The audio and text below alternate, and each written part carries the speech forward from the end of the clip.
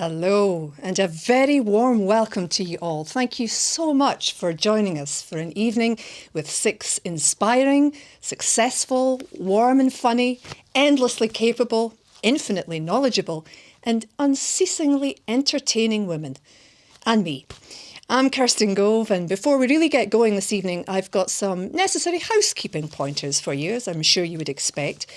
Now, please note that your cameras are automatically disabled. Your mics are off, so you can grab a beverage of your choice. You can simply sit back and hopefully enjoy. I've seen the names on the list tonight. I'm sure there are a few sweet cherries being consumed, so you can do it all in privacy. We're recording this evening's event. It will be posted to the OGTC website on Monday, I think, so you'll be able to catch up with the event then. I really would like to thank you so much for being here. The response to this event has been truly overwhelming. And it's an absolute joy to be able to tell you that we have more than 500 guests joining us this evening from onshore, offshore, homes, offices and university dorms throughout the UK and beyond. The age range for this event, to my knowledge, stretches from fifth-year pupils at school, which would be 16, 17, to, I want to say, mid to late 70s. I know that because my mother is joining us this evening. Sorry, Mum.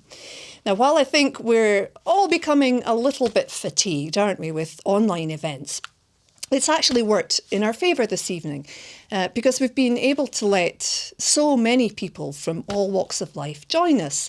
If this had been a physical event, I think we would have sold out long before now. And of course, nobody has to pay for parking either. It's a win-win.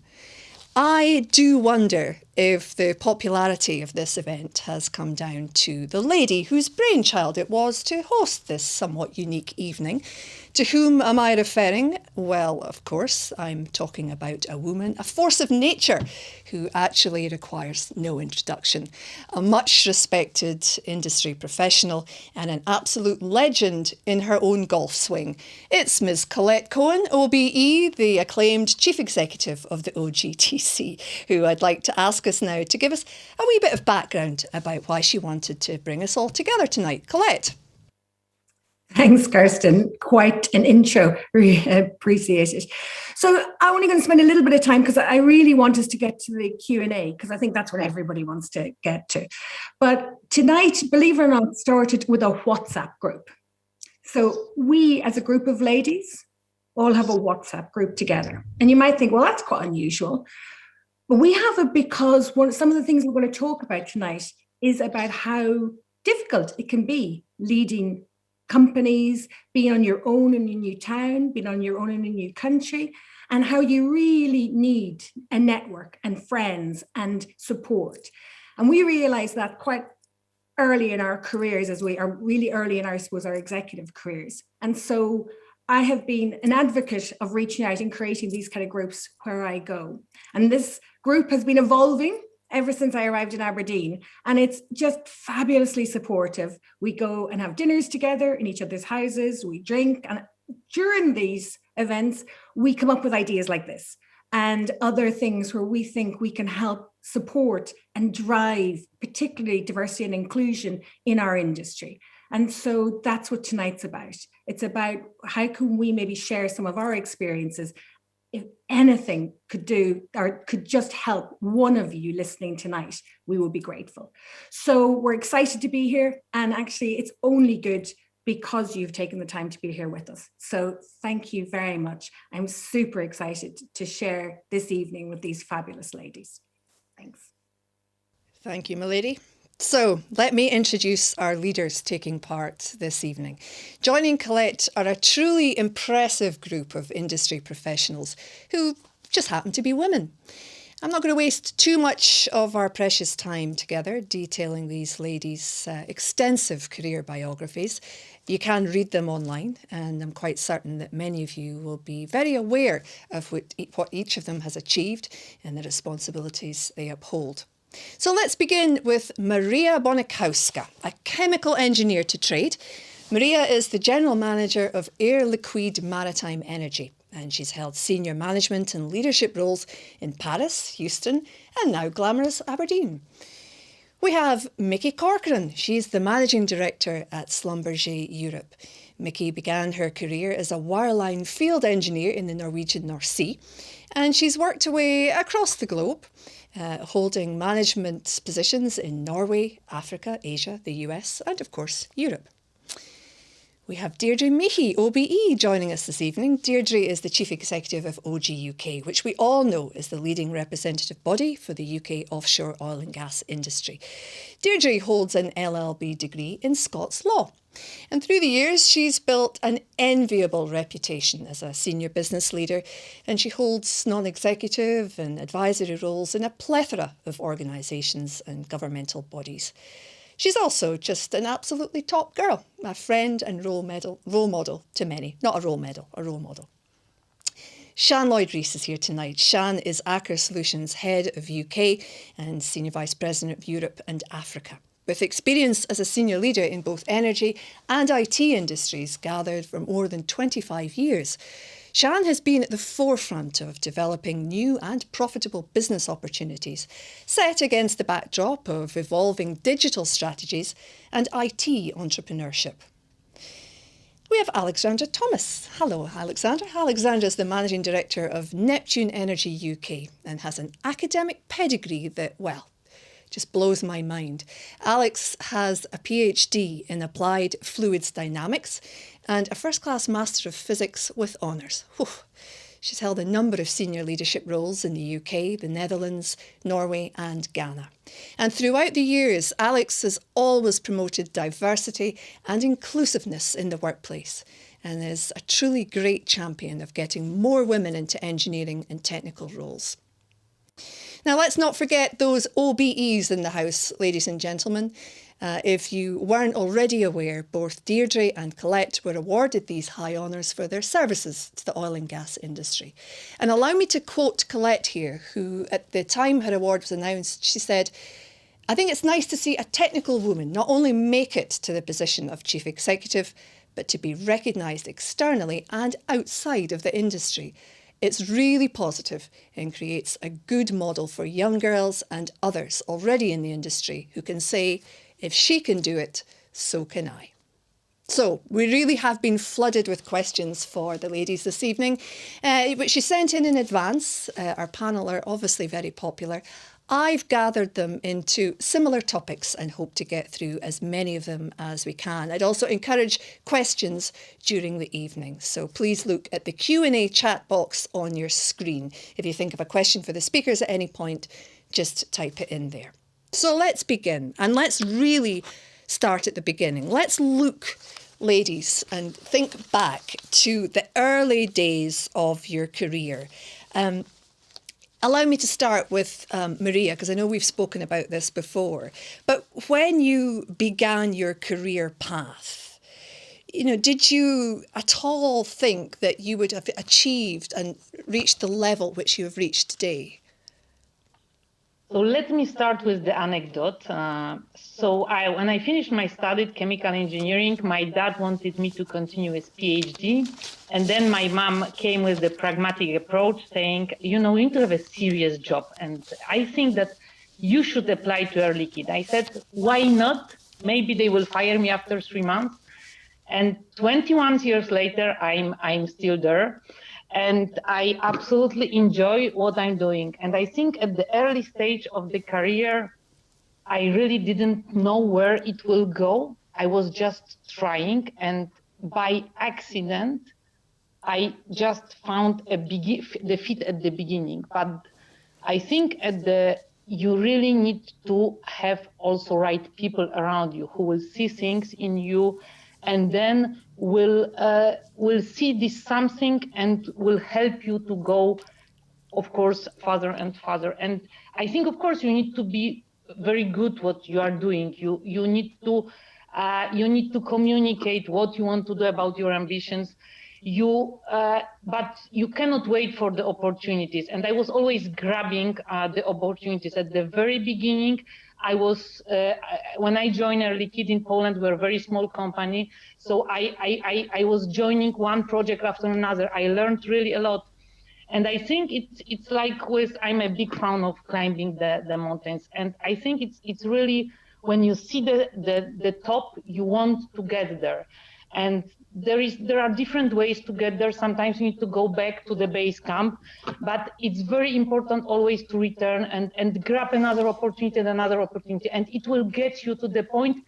And maybe it will not be the summit, but you need to be happy with that. So it can be bumpy, but just be yourself and grab the opportunities that come. And I started with the anecdote by I joined Air Liquide not knowing what it will be. I didn't have a plan, but the plan came with my life.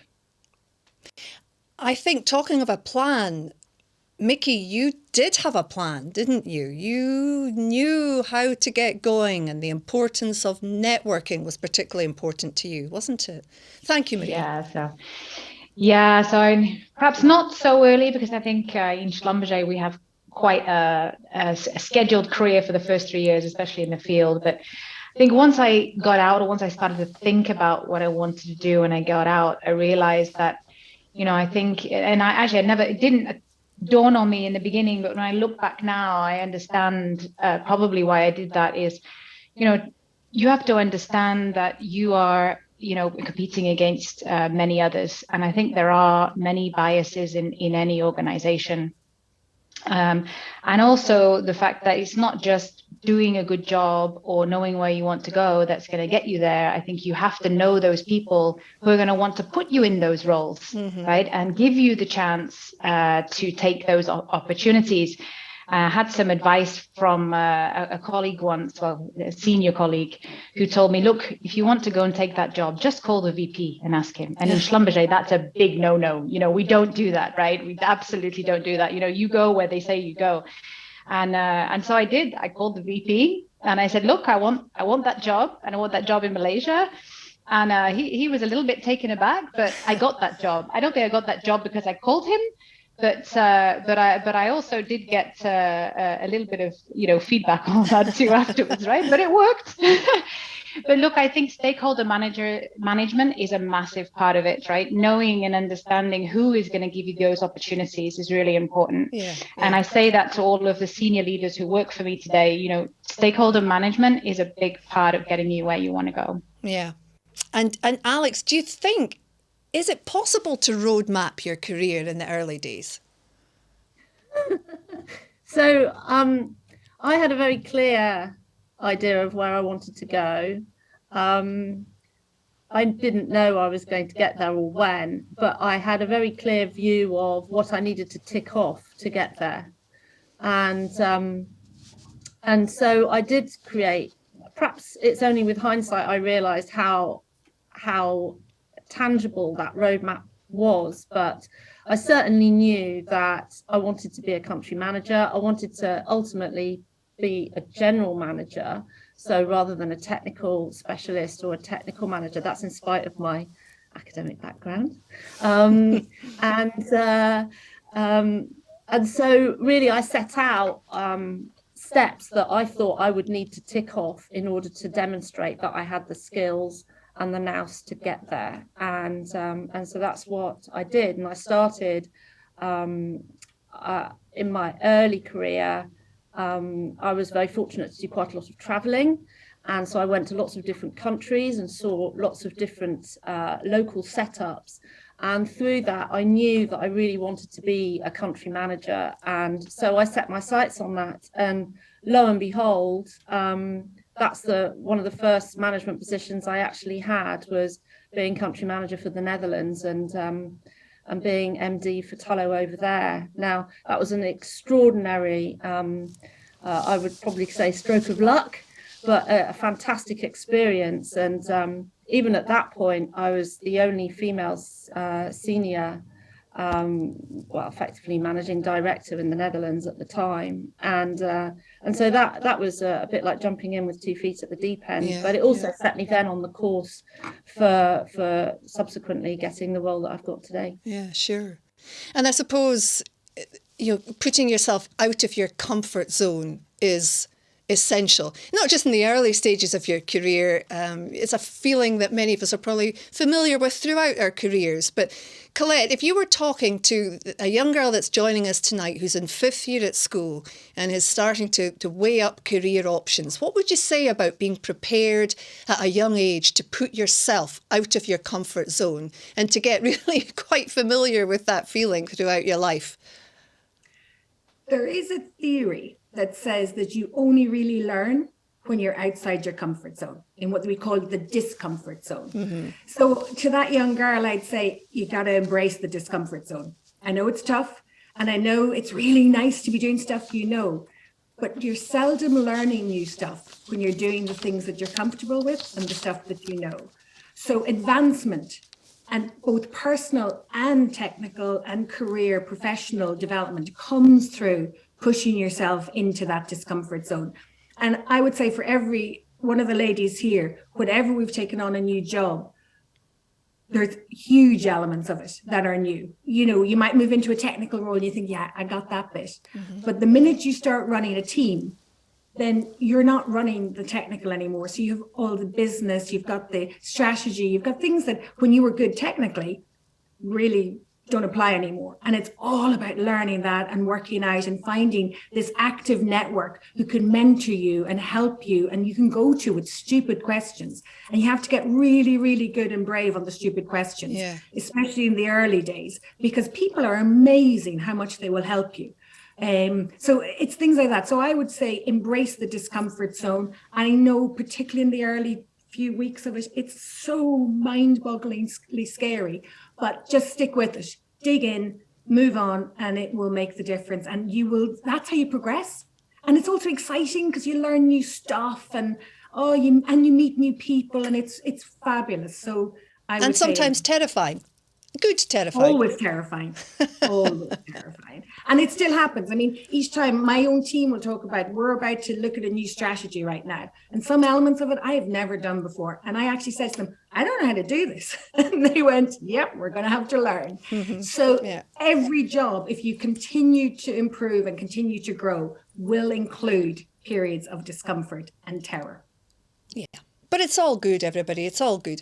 What about also the importance of, and Deirdre, allow me to bring you in here, in the early stages of your career, the importance of finding a mentor or somebody who will guide you, somebody who can be a sounding board. You know, I know that that's something you feel very passionately about, isn't it? Yeah, no, absolutely. And I know everybody on the call will also agree with me. I think we're all huge advocates of having a mentor because they provide a safe space for you to discuss issues. For me, they always kind of provided a structure, gave me a structure to be thoughtful about issues with my job or issues in my career. And so I would always absolutely advocate that as you go through your career, you should have many mentors. You know, don't just have one or two. They are not, you know, they are just for Christmas. You can move in and out as you need them. And I've certainly found them, you know, very useful. When I look back at some of the mentors I've had, who've helped me in things like, you know, I know we'll talk about work-life balance, Kirsten, but, you know, one really helped me to be thoughtful about the work-life balance, sort of managing a family, that was a bit of a slip there, and also having a career, and how to actually be, you know, recognize that the two are very interlinked and not have to kind of keep them, you know, very separate. So I think the other thing I'd say is, you know, when I speak to people about getting a mentor and they all say, oh, well, nobody would want to mentor me. And I think what we all have to remember is that actually mentors are quite chuffed to be asked. They're quite, you know, yes, they like being asked to be mentored.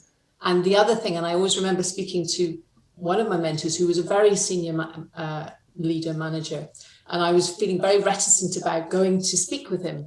And him saying, listen, Deirdre, I get as much out of this meeting as you do because I see the organisation through a different lens and I'm also growing and learning. Mm-hmm. So that gave me confidence to make the request. And again, I would encourage people to do the same.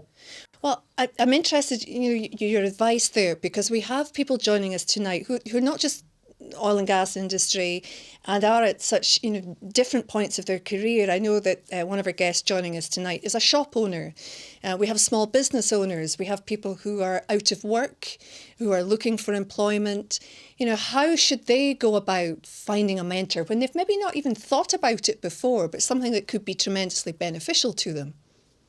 So I know others will want to jump in as well, but we do have mentoring schemes within the sector. So I'm the sponsor of Axis, and they run a mentoring scheme. Yes. So you can kind of Google and reach out to organisations like Axis, who will very much help you connect with other folk. Colette, also at the OGTC, has a mentoring initiative as well, so I'm sure Colette can talk to that. But I think there are some ones that are substantive and structured, and then, like I said, you can it takes a bit of courage, but actually you can just approach people. Use your social media and reach out that way. And if they don't want to speak to you, they won't reply, but take that big deep breath and go for it. What's the worst that can happen to you? Somebody says no. Yeah, that's true. That's true.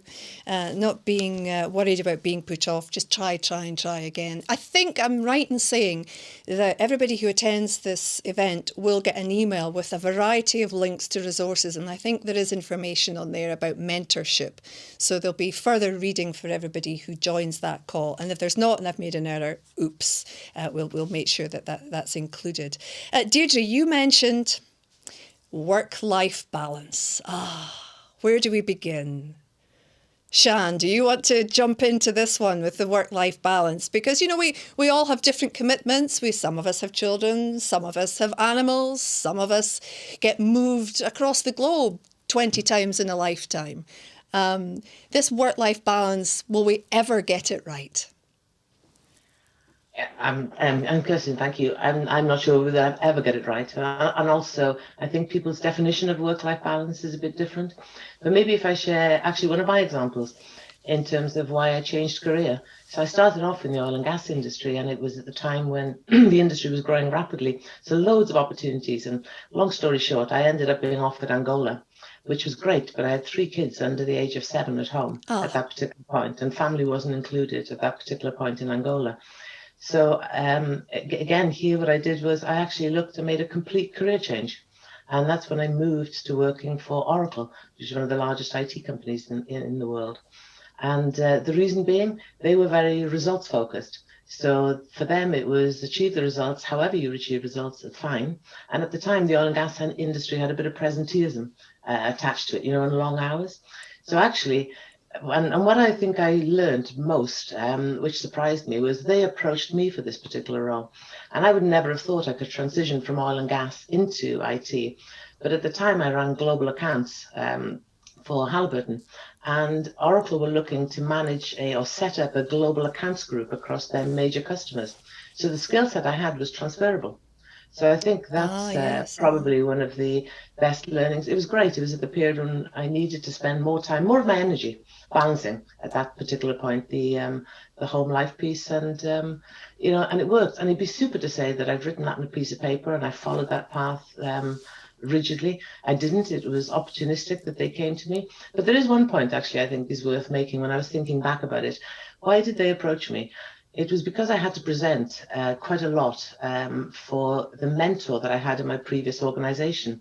Well out of my comfort zone, like for most young people, is to stand up on a stage and wonder why anybody would ever want to listen to you. Yeah. And he pushed. So he saw something in me that I probably didn't see in myself. And to be very fair, it progressed his agenda quite well, actually, that I did it as well. Okay. There were very few women in the industry.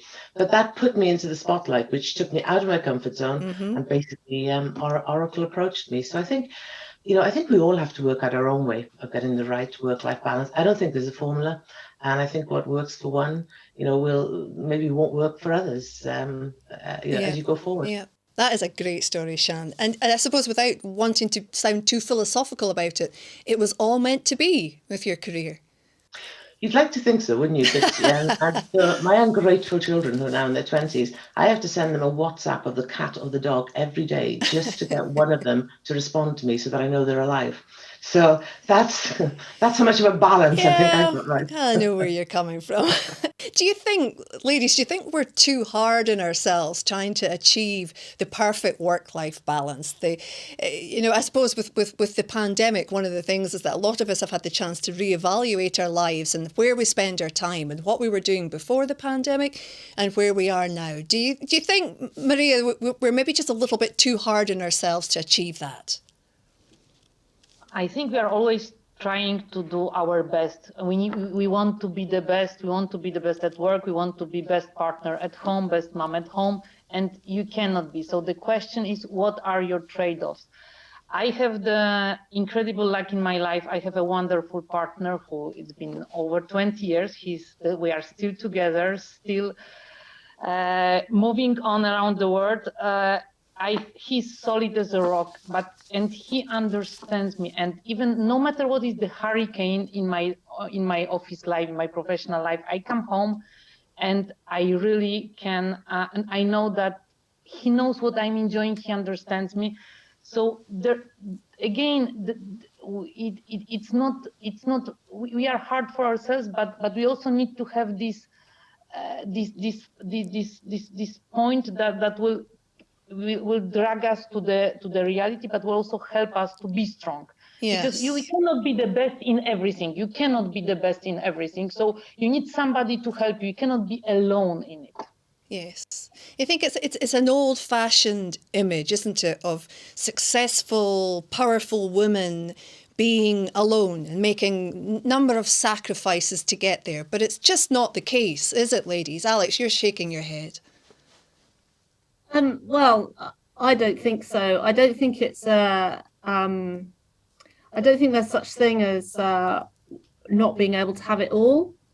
What I do think is that you've got to be very clear on your own boundary conditions and your own values. And for me, I do have 2 children, and one of them is now 16 and the other's 11. And I've always worked full time. That said, and I've also done a lot of traveling. So I've often been away from home, but on the other hand, I've always worked flexibly, and it hasn't really mattered which role it was at which point in my career. I've always been able to work at home and spend time both in the office and also at home, and work as we are now in lockdown, actually, as a matter of course. Yes. I was doing a long time ago. Yeah. So I think it's really important that whatever the personal circumstances that you're in, that you understand and explore what your own boundaries are, and that you shape your working life around those, and that's okay. That's allowed. Mickey, can I? Yes. Sorry, Alex. Sorry for interrupting you. Mickey, can I bring you in here? You're nodding in agreement with what Alex is saying. Yeah, I am. Look, it's really personal. This is really a personal choice. So, I mean, I have 2 children also. My husband also works for Schlumberger, so we are a dual career, and we move around a lot, and we move into different roles every time. So there's always new roles, new place, new school, and everything. I think, over time you learn what your boundaries are, right? Yes. It's an experience, right? Especially you have small kids, and you have kids that are sort of 10, and then you have teenagers, and you realize you go through your life and things change. So what worked for you in the beginning, in the middle, towards the end, it won't be the same. You have to be flexible. But one analogy I really like to use is the one about the elastic band. And, first of all, we have to realize that, work-life balance is a bit of an illusion. Right. We have to be able to have the majority of our time working normally, right? Because otherwise it's not good for our family. It's not good for our own health and well-being. But, you need to be able to stretch it. You need to be able to really work hard to make the magic work, because let's face it, right? To get big roles, you need to perform, you need to work magic, and you need to be outstanding compared to everybody else. And that means you stretch the elastic band. You need to do that. And then most of the time, the elastic band stretches back and you work a little bit normally, and you keep stretching it out. And I think that's a good way that I try to work it, is that, if I've had a good 2 weeks of really, really working hard, you need to scale it back and you need to start thinking about other things. But I personally have really enjoyed, I shouldn't say I've enjoyed the lockdown, that would be wrong, but I've really enjoyed working from home, because I get to see my kids for 5 minutes when they come in the door every day at 3:30. And so I haven't been as lucky as Alex. I haven't been able to work from home, have this sort of flexible working throughout my career. Okay. But I'll be definitely thinking about that for me and the rest of my organization going forward, because I think it has a lot of value in terms of being able to have that work-life balance. Absolutely. I mean, what I'm hearing from you all, and Shan and Alex, is that, the juggling act that is called life, the rewards, though, they're pretty good, aren't they? But Colette, I do fear and worry that over the years, how many times have you moved in your career? It plays havoc with keeping a low handicap, doesn't it? So I've actually moved house, I think, 18 or 19 times. Wow. In fairness, not always moving country, but sometimes it's just, especially in the early days when you only rented, and it used to be hideous where, you'd find the perfect place and then the owners would decide they were coming back from wherever they were and you had to move. But ultimately, we also, in the early stages of my career, and I think that's where some of the other ladies have alluded to, you kind of seize the opportunities. But I was working with ConocoPhillips and I pretty much moved every 13 to 15 months. And originally we were a dual career. My husband worked for Schlumberger, and they were like, it was all joint agreed roles. And then eventually Schlumberger came to ConocoPhillips and went, we don't move people this often. We know what you're doing, and it's okay, because we really like John. So we're going to always have a great job for John, no matter where you go. But we're not participating in the whole move planning and everything. You handle that. We'll support from the background. Yeah. So it was brilliant that John's company, so that's something for all of us to think about. We're so flexible and understanding in allowing me to do all the moves that ConocoPhillips chose for me to do. Because without that, we would have had to make some really big decisions about, will we move? Will I take that job? But each of those opportunities really helped you understand the company, helped you build your network, helped you understand different parts of our global footprint. So, but we became really good at moving house. I will say that. And yes. I don't have children, but we do have dogs. And I will say it's all easier now. But years ago, guys, there was more paperwork for a dog than a child. Yeah, of course. You might put them into school, but dear God, we had to do blood tests to let them in and all sorts of things. And when you're in Russia, that's not easy. Yeah. So it's been entertaining. Certainly sounds it. As well, while we've all been rushing around the world or rushing on school runs and meetings and what have you, I am really interested to know and I'll put my hand up to this, I've had a couple of moments over the years where you were you really want to cry or something upset you and you ended up in the ladies' bathrooms of your work, just letting it all out and having a bubble, or in the car after work. Did you ever have any moments, whether it was to do with stretching yourselves too much, or dare I say, encountering a boss or a manager who maybe wasn't on the same wavelength, that you made you think, oh, why am I doing this? Or this is not worth it. I'm going home. And I'm not going to pick on anybody, but is anybody willing to admit that they've had a few moments where they've thought, I'm done here? Well, I'll start because I'm sure somebody will follow. Absolutely. I don't think and I don't know whether it's just being female. I'm pretty sure if there are guys listening to this, some of them have had those days too, where either they just haven't resonated with their manager, or they've been given an opportunity that's just been really, really hard. And you think, why have I done this? So I think all the way through my career, I can literally map out points where I felt that low. Yeah. But they are the kind of things that are really important. They're trigger moments of your commitment to what you want to do and who you want to be. And I would say the particular one that will resonate for a lot of the ladies here is that first big solo job. And that was probably one of the hardest points. You've just been promoted. You're at your you're feeling like invincible. Yeah. But then you're suddenly landed in a country that you don't know, with no network, and you discover you've got a boss who's an absolute beast. And has no understanding or sympathy, and expects you to be like literally up to speed, and you're on day one. And you've gone from being maybe quite operational, which I had been, to running a very business development oriented region, which was like night and day, and the politics was phenomenal. And he didn't want to take the time to explain it. He just wanted me to understand it. Yeah. And that was an incredible low point of trying to think, I can't do this. So back into the discomfort zone, but also I have nobody to turn to, because I was a 12-hour time difference from where my network was.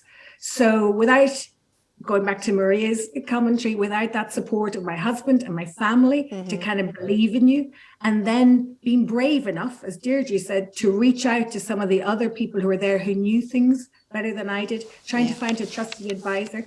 Believe it or not, one of the heads of Shell over there became the person who really helped me negotiate my way through my first few months in a new country. So you just have to really think about, how can I make this work? How can I dig in and deal with this? Without a shadow of a doubt, you come home certain days and you just walk into your husband's arms and cry. Yeah. So that's life. Well, of course, there are people among us who aren't criers, Deirdre Beattie.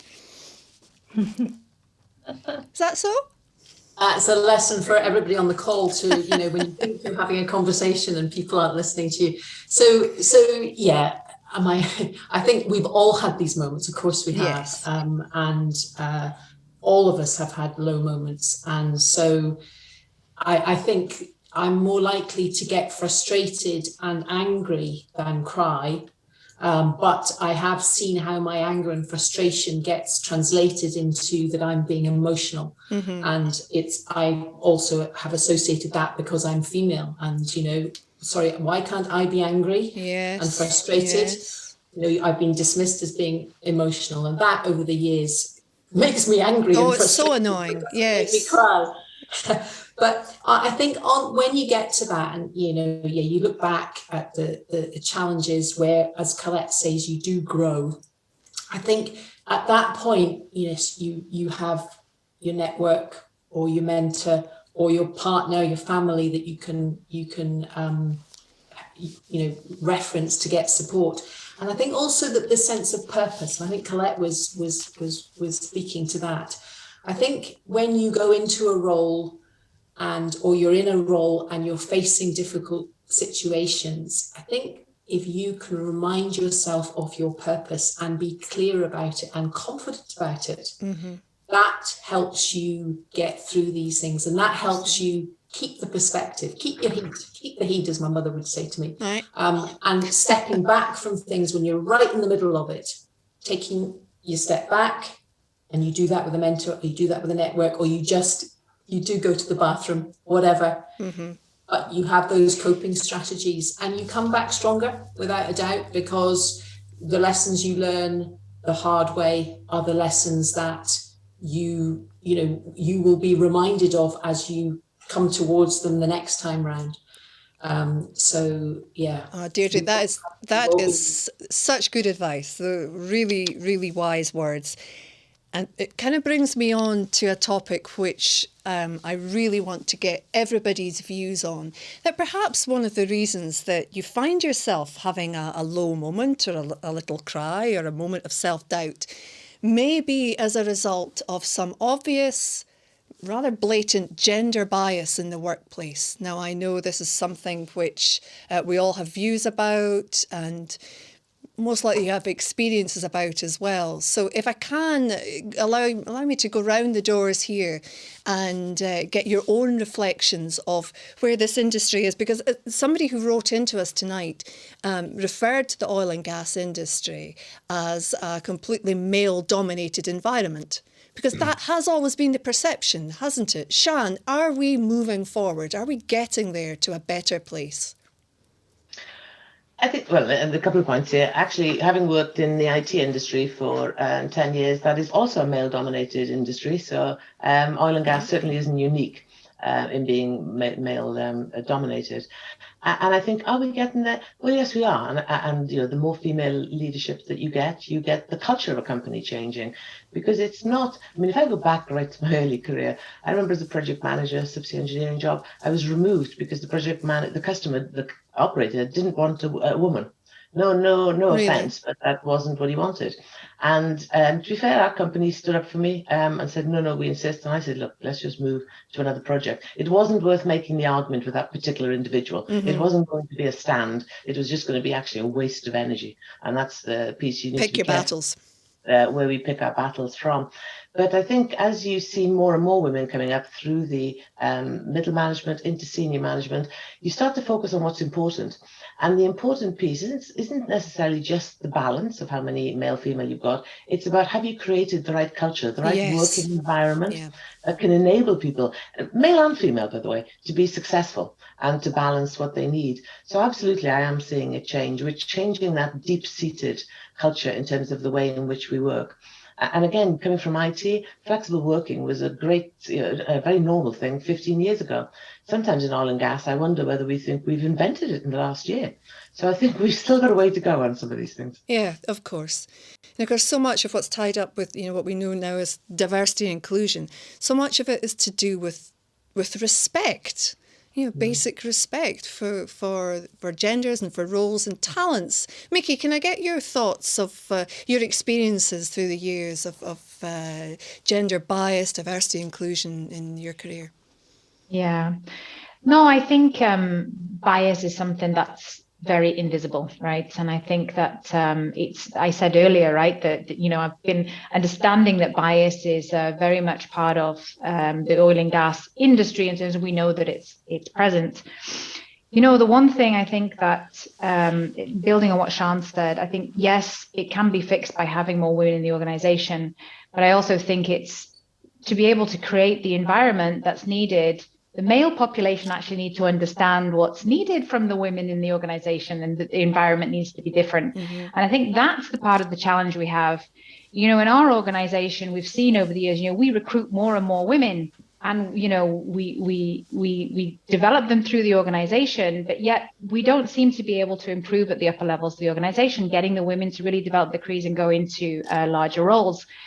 And, part of that is, there's many reasons because of it, but the other part of it is, there is a bias. So there are things that I think are really evident that's helping that get better. And that's by, choosing, having more women to choose from when you have options of people to take roles. This is a very good thing to do.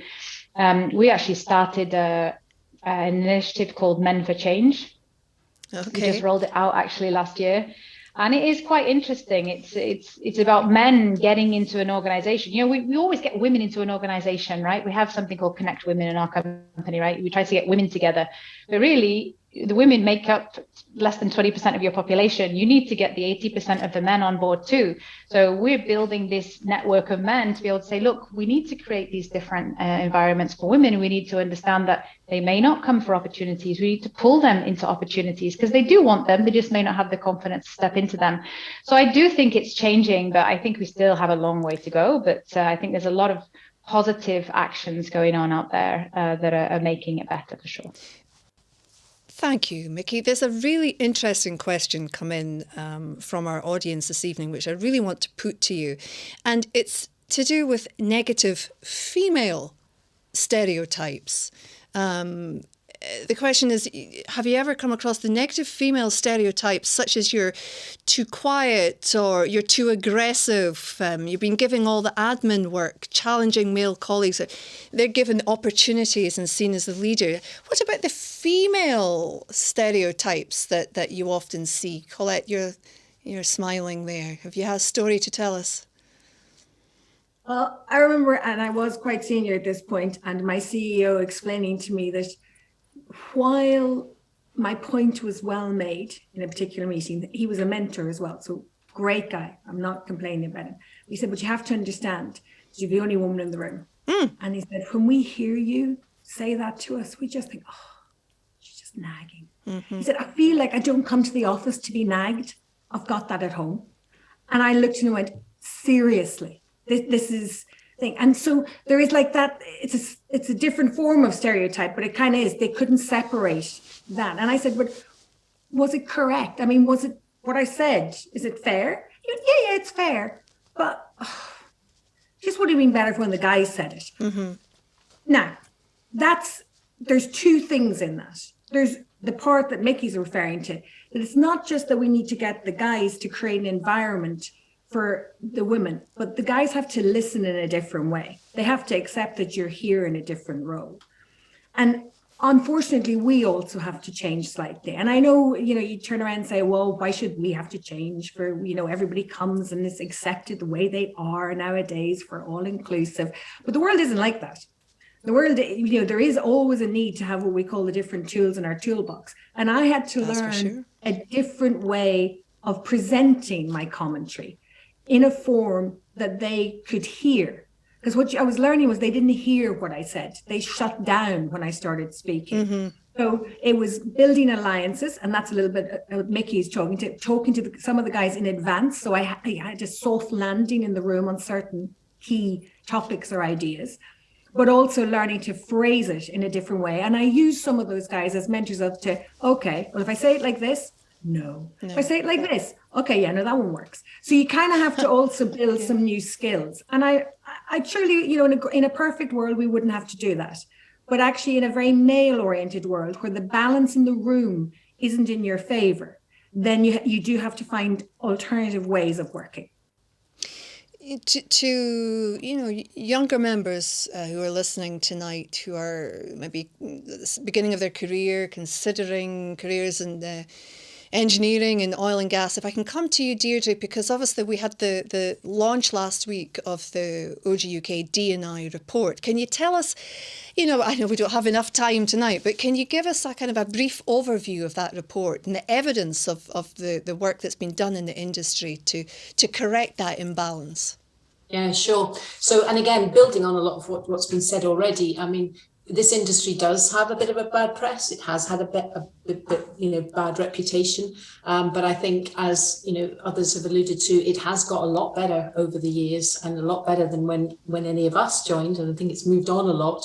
But the numbers speak for themselves. The survey kind of reinforced that there's the numbers of women in the industry are around 25%. I mean, the survey looked at D&I across the piece. So I'll come back to that. But in relation to gender, so that's actually very similar to other STEM kind of industries, but it also speaks to the fact there aren't enough senior women and not enough technical women, which is why also when you look at the gender pay gap, there's a bigger pay gap compared to the average.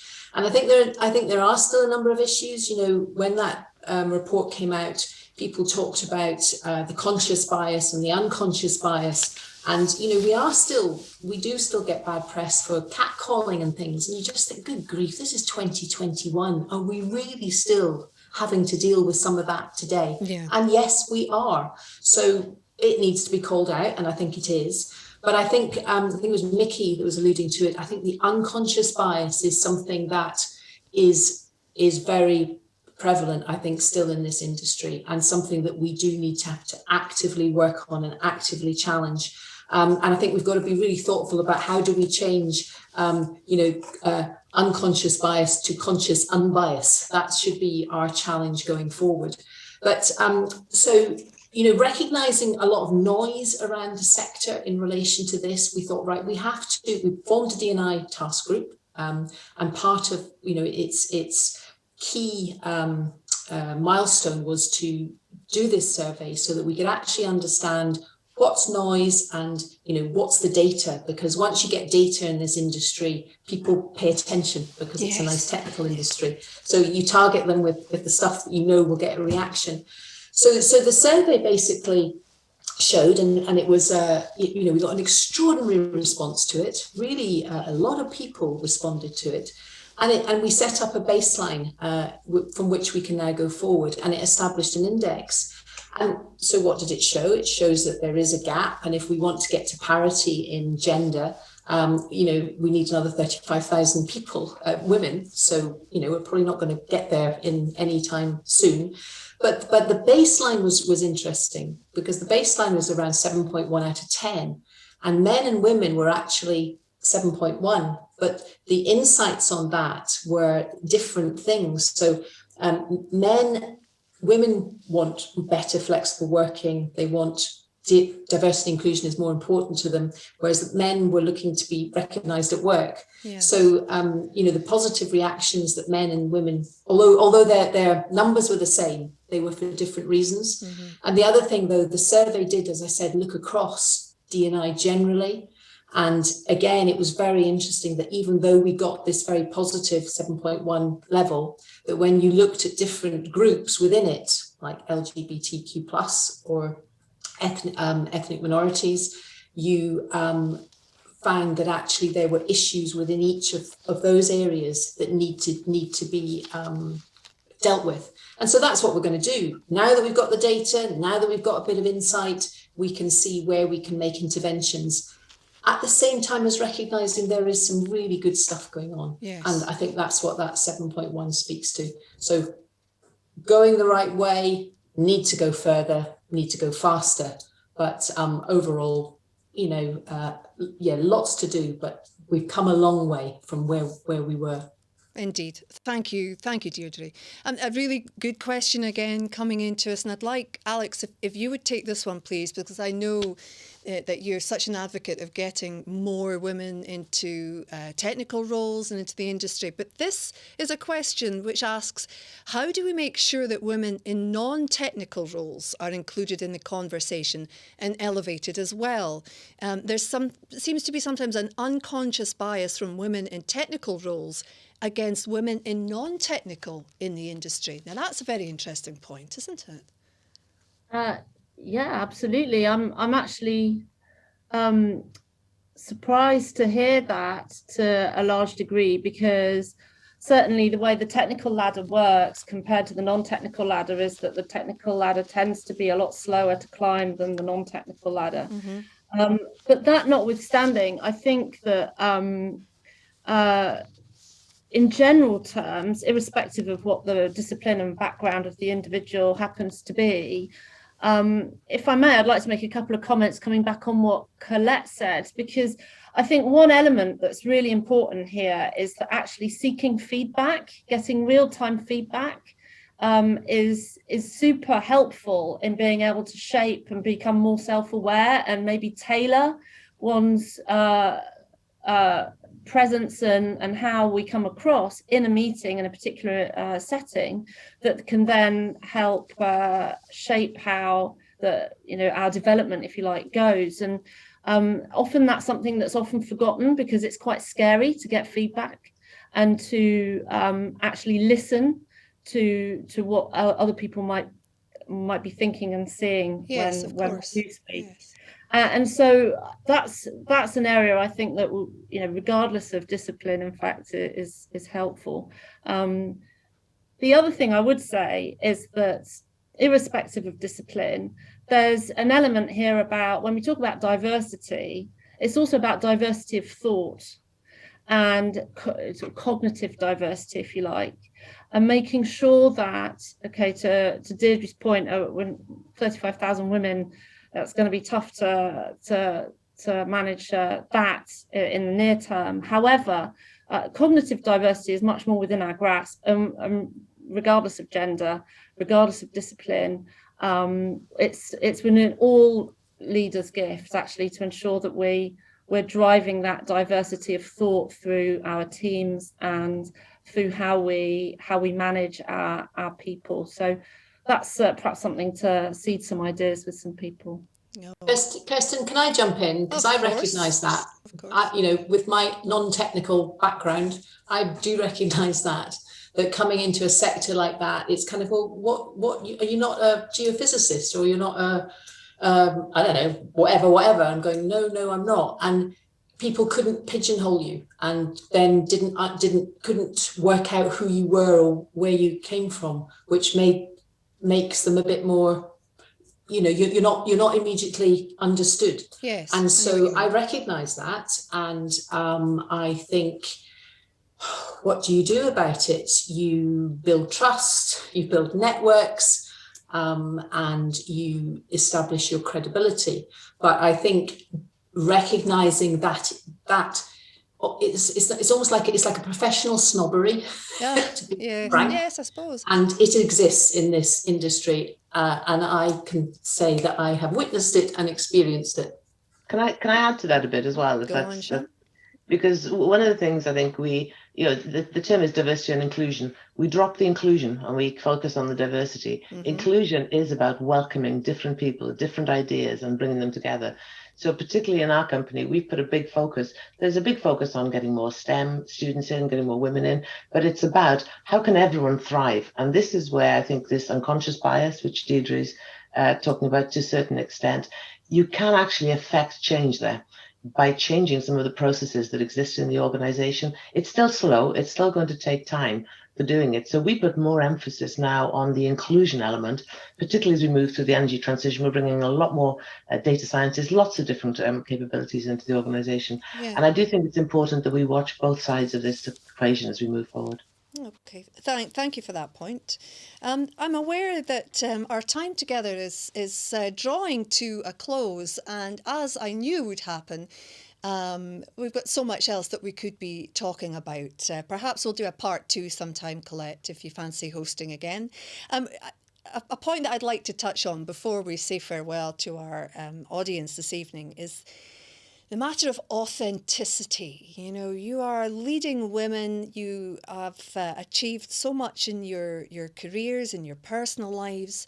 But one thing that struck me when we were having discussions in the lead up to this event was never be afraid to show your vulnerability. Now that came through loud and clear. Mickey, I know you mentioned it. What did you mean by that? If you can tell us briefly. Yeah, no, so very briefly, I look at vulnerability from 2 sides. I look at it personally as a person, as an individual. And, you know, I think there should be nothing wrong with showing that you're vulnerable, right? I think Deirdre gave some great advice earlier about managing emotions, finding a way to manage it that suits you. But I think what's really important, and, you know, I've experienced this having 70% of my team female. It is a different environment to have so many females in your organization, especially when you've been used to being the only female in the room versus everybody else being a male. Is that, you know, as a leader, you need to understand that emotions are okay and it doesn't change the performance of a person just because they show emotions. Yeah. And I think that's really important. And it was a real learning curve for me. And I think for male leaders, female leaders, it doesn't matter. You know, people should be able to show some kind of emotion and it doesn't change them as a person or their performance. So it really shouldn't matter. Absolutely not. And to always be clear about your own values, ladies. Yes, absolutely. Absolutely.